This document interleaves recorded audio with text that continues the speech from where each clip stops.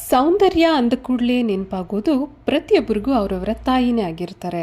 ಯಾಕೆ ಅಂತಂದರೆ ಮಗು ತನ್ನ ಜನನದ ನಂತರ ಪ್ರಪಂಚಕ್ಕೆ ಮೊದಲ ಬಾರಿ ಬಂದಾಗ ತಾಯಿ ರೂಪವನ್ನು ಮೊದಲು ನೋಡುತ್ತೆ. ಸೊ ಹಾಗಾಗಿ ತಾಯಿಯ ಮುಖದಲ್ಲಿ ತನ್ನ ಸೌಂದರ್ಯ ಅಂತಕ್ಕಂಥದ್ದು ಮಗು ಮೊದಲು ಅನುಭವಿಸುತ್ತೆ. ತಾಯಿಯ ಸೌಂದರ್ಯ ಅನ್ನೋದು ಮಗು ಕಂಡುಬಿಟ್ಟ ತಕ್ಷಣ ತನ್ನ ಮನಸ್ಸಿಗೆ ಅದೆಷ್ಟೋ ಸಂತೋಷ ಕೊಡೋದ್ರಿಂದ ನನ್ನ ಪ್ರಕಾರ ಯಾವುದೇ ವ್ಯಕ್ತಿಗೆ ತಾಯಿಯ ಸೌಂದರ್ಯ ಅಂತಕ್ಕಂಥದ್ದು ಆಲ್ಮೋಸ್ಟ್ ಎಲ್ಲರಿಗೂ ಅನುಭವ ಆಗುತ್ತೆ ಅಂತಾನೆ ಅನಿಸುತ್ತೆ ಅಲ್ವಾ. ಸೊ ಇಂತಹದ್ದೇ ಒಂದು ಟಾಪಿಕನ್ನು ಬ್ಯೂಟಿ ಬಗ್ಗೆ ಆಗ್ಬೋದು ಅಥವಾ ಸೌಂದರ್ಯದ ಬಗ್ಗೆ ಆಗ್ಬೋದು, ಎಲ್ಲರ ಬದುಕಿನಲ್ಲೂ ಯಾವ್ಯಾವ ರೀತಿ ಇದು ರೋಲನ್ನು ಪ್ಲೇ ಮಾಡ್ತಾ ಇದೆ ಅನ್ನೋದ್ರ ಬಗ್ಗೆ ಕೆಲವೊಂದು ಡಿಸ್ಕಷನ್ಸನ್ನು ಈ ಒಂದು ವಿಡಿಯೋದಲ್ಲಿ ಮಾಡ್ತಾ ಹೋಗ್ತೀನಿ. ಹಾಗೆ ಸೌಂದರ್ಯ ಅನ್ನೋದು ಎಷ್ಟು ಇಂಪಾರ್ಟೆಂಟ್ ಆಗುತ್ತೆ ಜೀವನದಲ್ಲಿ ಅನ್ನೋದನ್ನು ಮಾತಾಡೋಣ. ಬನ್ನಿ ಹಾಗಾದರೆ ವಿಡಿಯೋನ ಶುರು ಮಾಡೋಣ.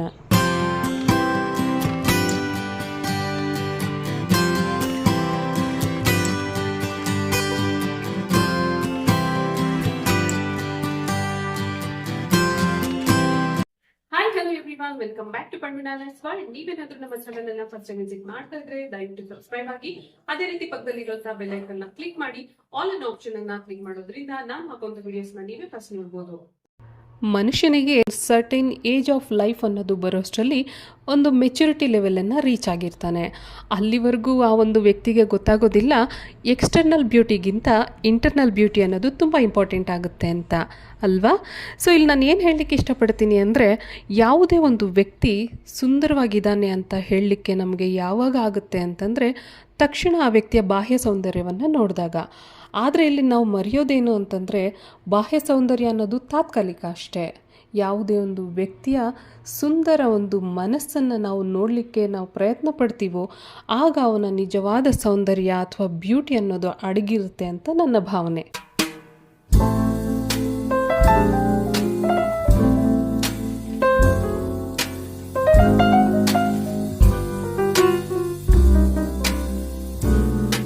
ಹಾಗೆ ಸೌಂದರ್ಯ ಅನ್ನೋದು ನಾವು ಯಾವ ಒಂದು ವಿಧಾನದಲ್ಲಿ ಅದನ್ನು ತಗೊಂಡು ಹೋಗ್ತೀವಿ, ನಾವು ಯಾವ ರೀತಿಯಲ್ಲಿ ಅದನ್ನು ಕಾಪಾಡ್ಕೊಳ್ತಾ ಇದ್ದೀವಿ ಅನ್ನೋದು ಜೀವನದಲ್ಲಿ ತುಂಬಾ ಒಳ್ಳೆಯ ಒಂದು ರೋಲನ್ನು ಪ್ಲೇ ಮಾಡುತ್ತೆ. ಅಂದಹಾಗೆ ಯಾವ ಸೌಂದರ್ಯದ ಬಗ್ಗೆ ಮಾತಾಡ್ತಾ ಇದ್ದೀನಿ ಅಂತಂದರೆ, ನಾವು ಪ್ರತಿನಿತ್ಯ ನಮ್ಮ ಸುತ್ತಮುತ್ತಲಿನ ಪರಿಸರವನ್ನು ಸ್ವಚ್ಛವಾಗಿ ಇಟ್ಕೊಳ್ಳೋದಾಗಿರ್ಬೋದು ಅಥವಾ ಸುಂದರವಾಗಿ ಇಟ್ಕೊಳ್ಳೋದಾಗಿರ್ಬೋದು, ಹಾಗೆ ನಾವು ಮಾತಾಡ್ತಕ್ಕಂಥ ಭಾಷೆ ಆಗಿರ್ಬೋದು, ಇನ್ನೊಬ್ಬರ ಹತ್ರ ನಾವು ನಡ್ಕೊಳ್ತಕ್ಕಂಥ ರೀತಿ ಆಗಿರ್ಬೋದು, ಬೇರೆಯವರ ಮನಸ್ಸಿಗೆ ನೋವು ಮಾಡದೆ ನಾವು ಮಾತಾಡ್ತಕ್ಕಂಥ ವಿಧಾನ ಆಗಿರ್ಬೋದು, ಇವೆಲ್ಲನೂ ನಮ್ಮ ಸೌಂದರ್ಯವನ್ನು ರೆಪ್ರೆಸೆಂಟ್ ಮಾಡ್ತಕ್ಕಂಥ ಕೆಲವೊಂದು ಅಂಶಗಳು ಅಂತಲೇ ಹೇಳ್ಬೋದು.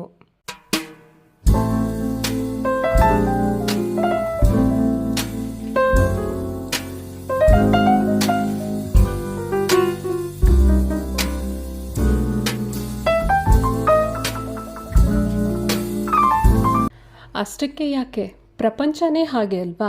ಕಣ್ಣಿಗೆ ಏನು ಕಾಣಿಸುತ್ತೋ ಅದನ್ನು ಬೇಗ ಜಡ್ಜ್ ಮಾಡ್ತಾರೆ. ಒಂದು ಸ್ವಲ್ಪ ಕೂಲಂಕುಷವಾಗಿ ಅದನ್ನು ಯೋಚನೆ ಮಾಡಿ ನೋಡೋಣ ಅನ್ನೋ ಒಂದು ಮನಸ್ಥಿತಿ ಯಾರಿಗೂ ಇರೋದಿಲ್ಲ. ಯಾಕೆ ಅಂತಂದರೆ ಮನುಷ್ಯನ ಭಾವನೆಗಳೇ ಹಾಗೆ, ಕ್ಷಣಿಕ ಆಗಿರುತ್ತೆ. ಇವತ್ತಿರೋ ಕೋಪ ನಾಳೆ ಇರಲ್ಲ, ನಾಳೆ ಇರುವಂತಹ ಮನಸ್ಸಿನ ಭಾವನೆಗಳು ಚೇಂಜ್ ಆಗ್ತಾ ಹೋಗುತ್ತೆ. ಸೊ ಹಾಗಾಗಿ ಮನುಷ್ಯನ ಒಂದು ಥಿಂಕಿಂಗ್ ವೇಯನ್ನು ನಾವು ಚೇಂಜ್ ಮಾಡಲಿಕ್ಕಾಗಲ್ಲ. ಅವರವರ ಪರ್ಸ್ಪೆಕ್ಟಿವಲ್ಲಿ ಅವರವರದೇ ಆದಂತಹ ಅಭಿಪ್ರಾಯವನ್ನು ಹೊಂದಿರ್ತಾರೆ, ಅವರವರದೇ ಆದಂತಹ ಯೋಚನಾ ವಿಧಾನವನ್ನು ಹೊಂದಿರ್ತಾರೆ. ಸೊ ಹಾಗಾಗಿ ಬ್ಯೂಟಿ ಅನ್ನೋದು ಅವರವರದೇ ಆದಂಥ ರೀತಿಯಲ್ಲಿ ಅವರು ಜಡ್ಜ್ ಮಾಡ್ತಾರೆ. ಸೊ ನನ್ನ ಪ್ರಕಾರ ಬ್ಯೂಟಿ ಅಂತಕ್ಕಂಥದ್ದು ಕೇವಲ ಮನಸ್ಸಿಗೆ ಸಂಬಂಧಿಸಿರುತ್ತೆ. ಬ್ಯೂಟಿ ಅಂತಕ್ಕಂಥದ್ದು ಬಾಹ್ಯವಾಗಿ ನಾವು ಎಷ್ಟು ಆರೋಗ್ಯವಾಗಿ ದೇಹವನ್ನು ಮೇಂಟೈನ್ ಮಾಡ್ತಾ ಹೋಗ್ತಾ ಇದ್ದೀವಿ, ನಮ್ಮ ಒಂದು ಇಂಟರ್ನಲ್ ಹೆಲ್ತ್ ಅನ್ನೋದು ಎಕ್ಸ್ಟರ್ನಲ್ ಹೆಲ್ತ್ ಅನ್ನೋದು ಎಷ್ಟು ಬ್ಯೂಟಿಫುಲ್ಲಾಗಿ ನಾವು ಮೇಂಟೈನ್ ಮಾಡ್ತಾ ಇದ್ದೀವಿ ಅನ್ನೋದ್ರ ಮೇಲೆ ನಮ್ಮ ನಿಜವಾದ ಸೌಂದರ್ಯ ಅನ್ನೋದು ಅಡಗಿರುತ್ತೆ.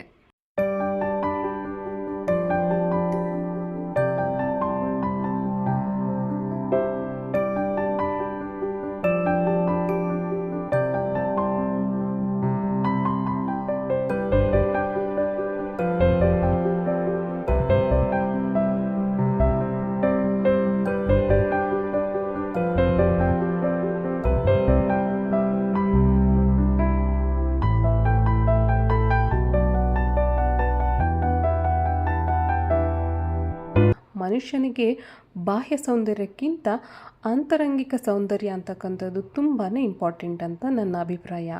ನೀವು ನೋಡಿರ್ಬೋದು, ಕೆಲವರು ಮೇಲೆ ನೋಡಲಿಕ್ಕೆ ತುಂಬಾ ಸುಂದರವಾಗಿರ್ತಾರೆ, ಹಾಗೆ ಚೆನ್ನಾಗೂ ಮಾತಾಡ್ತಾ ಇರ್ತಾರೆ. ಇದು ನನ್ನ ಜೀವನದಲ್ಲಿ ನಾನು ನೋಡಿರ್ತೀನಿ, ನಿಮ್ಮ ಜೀವನದಲ್ಲಿ ನೀವು ನೋಡಿರ್ತೀರ. ಕೆಲವರಂತೂ ನೀವು ನೋಡಿರ್ಬೋದು, ನೋಡಲಿಕ್ಕೆ ತುಂಬ ಸುಂದರವಾಗಿರ್ತಾರೆ, ಅದೇ ರೀತಿಯಾಗಿ ಚೆನ್ನಾಗೂ ಮಾತಾಡ್ತಾರೆ, ತುಂಬ ಅಟ್ರ್ಯಾಕ್ಟಿವ್ ಫೇಸು ಇರ್ತದೆ. ಆದರೆ ಅವರು ತುಂಬಾ ಕ್ರೂಯಲ್ ಇರ್ತಾರೆ ಅವರ ಜೀವನದಲ್ಲಿ, ಅಥವಾ ಅವರ ಒಂದು ಮನಸ್ಥಿತಿ ಕೆಟ್ಟದಿರುತ್ತೆ, ಅವರು ನಡ್ಕೊಳ್ತಕ್ಕಂಥ ರೀತಿ ಕೆಟ್ಟದಾಗಿರುತ್ತೆ. ನಾವು ಯಾರನ್ನೂ ನೋಡಿದ ತಕ್ಷಣ ಜಡ್ಜ್ ಮಾಡಲಿಕ್ಕೆ ಆಗೋದಿಲ್ಲ.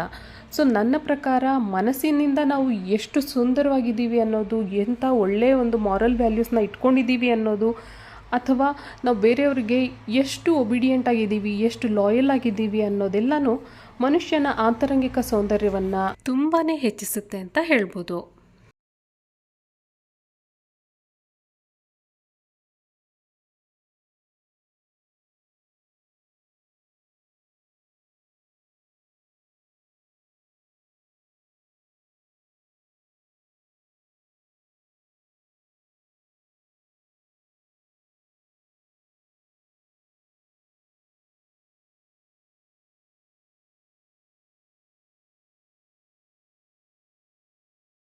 ನನ್ನ ಪ್ರಕಾರ ಮನಸ್ಸಿನಿಂದ ನೀನು ಎಷ್ಟು ಒಳ್ಳೆಯವನಾಗಿದೆಯಾ, ಮನಸ್ಸಿನಿಂದ ನೀನು ಬೇರೆಯವ್ರಿಗೆ ಎಷ್ಟು ಒಳ್ಳೆಯದನ್ನು ಬಯಸ್ತಾ ಇದೆಯಾ ಅನ್ನೋದು ನಿನ್ನ ಆ್ಯಕ್ಚುಯಲ್ ಸೌಂದರ್ಯವನ್ನು ಹೊರಹೊಮ್ಮಿಸುತ್ತೆ.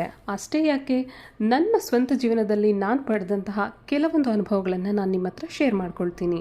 ಏನು ಅಂತ ಕೇಳ್ತೀರಾ? ನನ್ನನ್ನು ಸಹ ಜೀವನದಲ್ಲಿ ಹೊಗಳ್ದವರು ಇದ್ದಾರೆ, ತೆಗಳ್ದವರು ಇದ್ದಾರೆ. ಅಷ್ಟಕ್ಕೂ ಸೌಂದರ್ಯ ವಿಷಯಕ್ಕೆ ಬಂದರೆ ಹೇಳೋದೇ ಬೇಡ.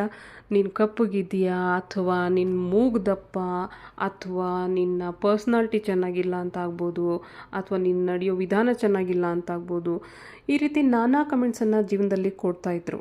ನಾನು ತೆಗಳೋರ್ನೂ ಕನ್ಸಿಡರ್ ಮಾಡ್ತಾಯಿದ್ದೆ, ಅದೇ ರೀತಿಯಲ್ಲಿ ಹೊಗಳೋರ್ನೂ ಕನ್ಸಿಡರ್ ಮಾಡ್ತಾಯಿದ್ದೆ.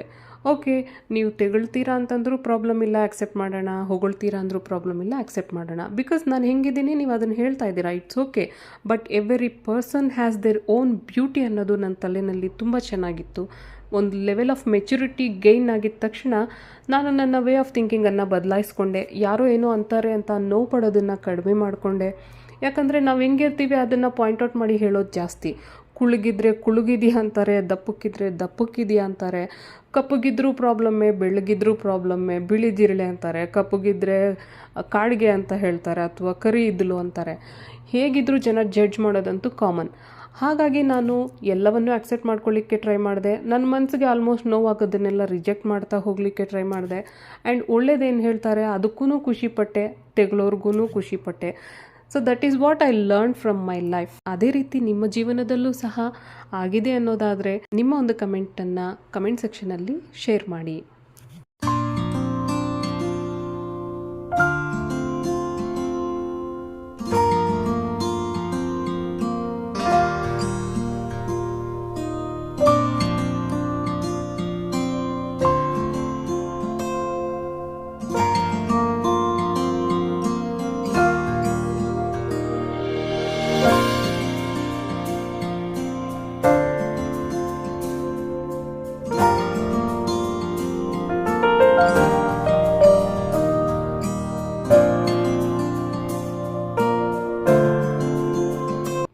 ಇನ್ನೂ ಕೆಲವರ ಮನಸ್ಥಿತಿ ಅನ್ನೋದು ಎಷ್ಟು ಕ್ರೂರವಾಗಿರುತ್ತೆ ಅಂತಂದರೆ, ಯಾರೇ ಆಗಲಿ ಅವರವರ ಜೀವನದಲ್ಲಿ ಚೆನ್ನಾಗಿರ್ತಾರೆ ಅಂತಂದರೆ ನೋಡಲಿಕ್ಕಾಗಲ್ಲ, ಖುಷಿ ಪಡ್ತಾ ಇದ್ದಾರೆ ಅಂದರೆ ಅವ್ರಿಗೆ ಸಹಿಸ್ಲಿಕ್ಕಾಗಲ್ಲ.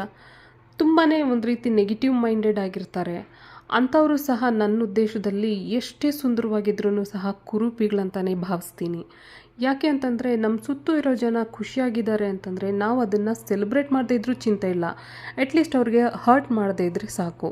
ಒಬ್ಬರನ್ನ ನಾವು ಆದಷ್ಟು ಜಡ್ಜ್ ಮಾಡೋದನ್ನು ಕಡಿಮೆ ಮಾಡಿಕೊಂಡ್ರೆ ಎಲ್ಲರೂ ಚೆನ್ನಾಗಿರ್ತೀವಿ ಅನ್ನೋದು ನನ್ನ ಭಾವನೆ.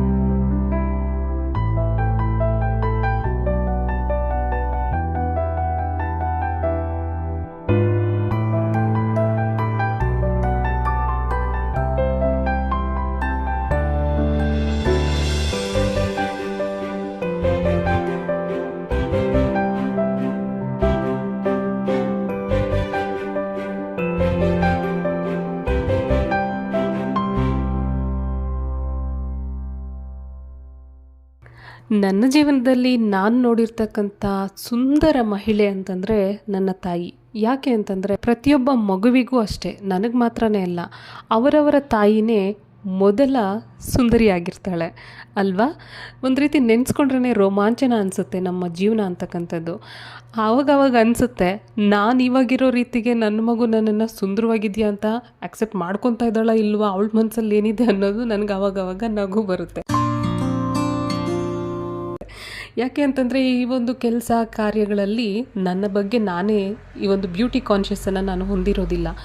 ಎಷ್ಟೇ ನಾವು ಬ್ಯಾಡ್ ಆಗಿರ್ಬೋದು, ಲೈಕ್ ಬ್ಯೂಟಿ ವೈಸ್ ನಮ್ಗೆ ಎಷ್ಟೇ ಕನ್ಸರ್ನ್ ಇಲ್ಲದೆ ಇರ್ಬೋದು, ಲೈಕ್ ಫೇಸ್ ಪ್ರಾಡಕ್ಟ್ಸನ್ನು ಅಪ್ಲೈ ಮಾಡ್ಕೊಳ್ಳೋದಾಗ್ಬೋದು, ಸ್ಕಿನ್ ಕೇರನ್ನು ನಾವು ತಗೊಳ್ಳದೇ ಇರೋದಾಗಿರ್ಬೋದು. ಕೆಲವ್ರು ನೋಡಿರ್ಬೋದು ನಾನಾ ರೀತಿಯ ಒಂದು ಪ್ರಾಡಕ್ಟ್ಸನ್ನು ಅಪ್ಲೈ ಮಾಡ್ತಾರೆ, ಹೋಮ್ ರೆಮಿಡೀಸನ್ನು ಯೂಸ್ ಮಾಡ್ತಾ ಇರ್ತಾರೆ. ಎಷ್ಟೇ ಹಚ್ಚಿದ್ರೂ ಸಹ ನಮ್ಮ ಒರಿಜಿನಲ್ ಕಲರ್ ಎಲ್ಲಿಗೂ ಹೋಗೋದಿಲ್ಲ. ಸೊ ಹಾಗಾಗಿ ನಾನು ಇವುಗಳಿಂದ ಸ್ವಲ್ಪ ದೂರನೇ ಅಂತಲೇ ಹೇಳ್ಬೋದು. ಯಾವುದೋ ಒಂದು ಸಣ್ಣ ಕ್ರೀಮ್ ಇದ್ದು ಒಂಚೂರು ಪೌಡ್ರ್ ಇದ್ದರೆ, ಒಂದು ಸ್ವಲ್ಪ ಲಿಪ್ಸ್ಟಿಕ್ ಅನ್ನೋದಿದ್ದರೆ ನನಗೆ ಸಾಕಾಗ್ಬಿಡುತ್ತೆ. ಅದೇ ನನ್ನ ಓವರಾಲ್ ಮೇಕಪ್ ಅಂತಲೇ ಹೇಳ್ತೀನಿ.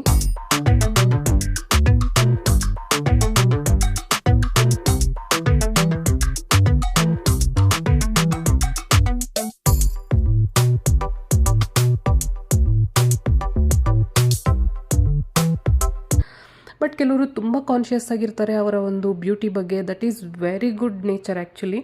ನನಗೆ ಅವಾಗವಾಗ ಅನಿಸುತ್ತೆ, ಎಲ್ಲ ಹುಡುಗಿರ ಥರ ನಾನು ಯಾಕೆ ಇರೋಕ್ಕಾಗಲ್ಲ ಅಂತ. ಸೊ ದಿಸ್ ಈಸ್ ವಾಟ್ ನನ್ನ ಮಗುಗೆ ಅನಿಸ್ತಾ ಇದೆಯೇನೋ, ನಮ್ಮ ಮಮ್ಮಿನೂ ಹಿಂಗಿದ್ದಿದ್ರೆ ಚೆನ್ನಾಗಿರೋದು, ಸುಂದರವಾಗಿರ್ತಿದ್ರೇನೋ ಅಂತ ಅನ್ನಿಸ್ತಾ ಇದೆಯೇನೋ ಅಂತ ನನಗೆ ಆವಾಗವಾಗ ಫೀಲ್ ಆಗುತ್ತೆ. But it's okay. ಮಕ್ಕಳಲ್ಲಿ ಯಾವುದೇ ಕಲ್ಮಶ ಇರೋದಿಲ್ಲ. ತನ್ನ ತಾಯಿ ಹೇಗಿದ್ದರೂ ಸುಂದರವಾಗಿದ್ದಾರೆ ಅಂತಲೇ ಭಾವಿಸ್ತಾರೆ ಮಕ್ಕಳು.